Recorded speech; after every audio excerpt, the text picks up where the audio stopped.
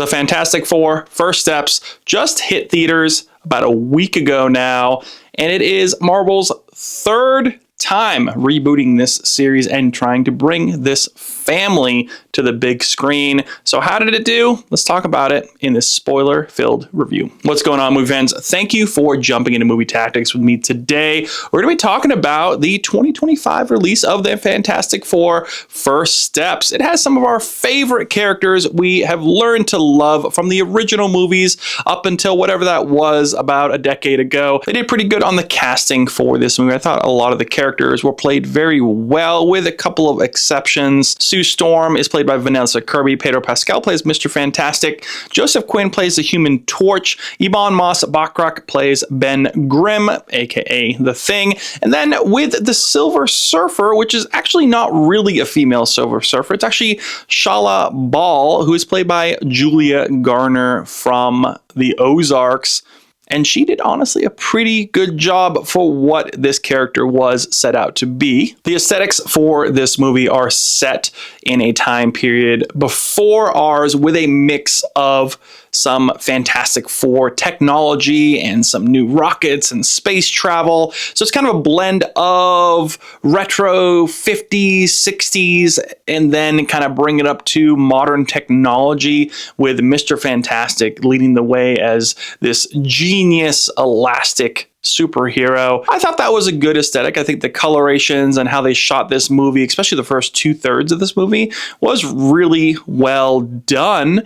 And then also bringing into the fact that it really did feel like a comic book based movie this time around. Very much about family and talking about the four of them, and then bringing into a new baby into the superhero mix. It just felt like the older comic book based movies, and I had a good time watching it overall. I went on opening weekend with some of my friends. A lot of them said that it was very predictable, but that being said, it was still a fairly smart play by Marvel to have it set in this time period on an Earth that isn't the Earth we have now. It is another Earth in a different universe, which might play into future movies. The plot of the movie overall is you have this Fantastic Four family. The four of them now live in this world, and they have demilitarized the planet. They are the protectors of this Earth,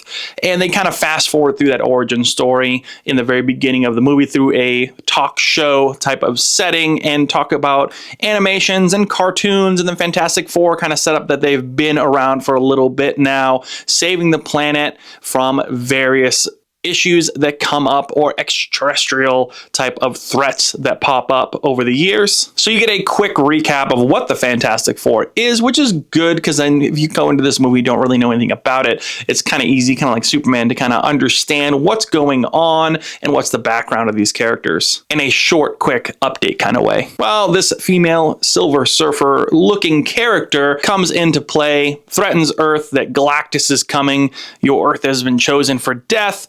And then the Fantastic Four, for some reason, take a pregnant Sue Storm on a space journey to go and confront Galactus. That was an interesting choice, because then, of course, Galactus goes and induces birth. That seems to be his main superpower, other than just being big and scary in this movie. And then there is a new kid in the mix. When they return to Earth, the choice is turn in the kid, save Earth, or fight and try to save the planet.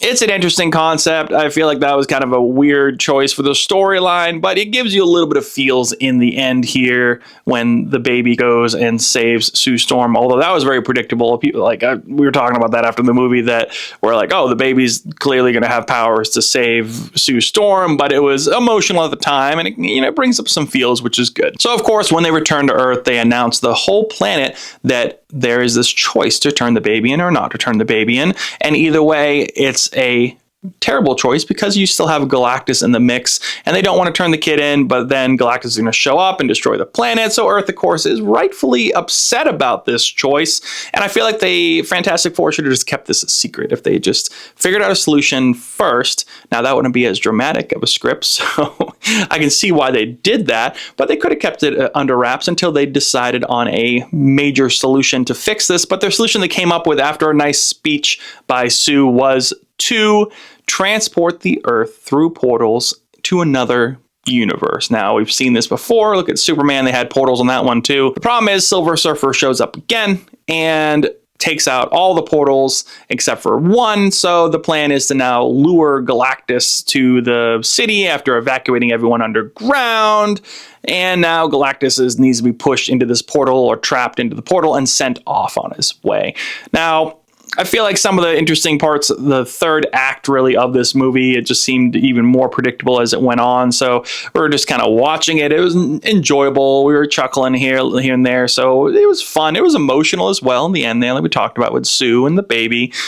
But they put the kid in harm's way. And then also Mr. Fantastic, who is very elastic in the other movies and very elastic in the comic books, is now sort of reeled back in a bit where he can't stretch that far and he's smart but can't understand the plan on how to take care of a kid. And then he's can't really take out Galactus in a way. He's supposed to be this genius who can stretch a lot and just be Mr. Fantastic. Reed Richards, right? I feel like they kind of nerfed him a little bit. They almost made him a sideline character, even though now they have announced that he will be a headline character going forward into Doomsday and Avengers Secret War and all that. So it's interesting that his portrayal in this character was just okay. And in fact, I think Pedro in general was just okay in this movie. It wasn't anything fantastic. I know there was a lot of talk about him being in too many movies nowadays and that he's just thrown into everything, which, you know, it's fair. He is thrown into everything,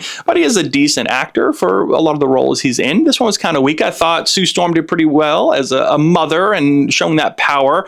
Johnny Storm, I thought, was a highlight, being the Human Torch, because he was always the kind of guy who would be, you know, more looking for the women and kind of a little bit more reckless. And he has a really cool power with his torch abilities and can do a lot with that and fly and all that. And he's flirting with the Silver Surfer. And so it's kind of fun. It added some, you know, uniqueness to it a little bit. He was kind of the comic relief of this movie. And then the Thing is kind of that awkward character, and he kind of always has been. And he's kind of upset about how he looks. And, you know, he's super strong, but he's a permanent rock figure now and made of stone and all that. And it was really funny to kind of see them have a beard and use the grinder. I thought that was a fun little catch here for his character to have a stone beard. But overall, all the characters did pretty well. I just thought Mr. Fantastic was probably the weak point in this movie from all four of them. It just didn't seem like he was a great fit, and it just seemed like really blank-faced and didn't really have a plan and didn't really come out with a lot of interesting ideas on how to solve the solution for how smart he is. Then, of course, the Human Torch had his great scene where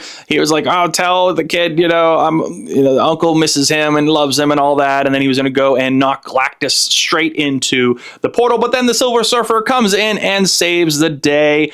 Also, funny enough, apparently the cutscene where you see Julia's character as the female Silver Surfer there in her home planet, that was a cutscene that was filmed after. It was actually post edits for this movie. It was ended up being filmed after the movie was done, and it was just kind of thrown in there to add some more depth to the story.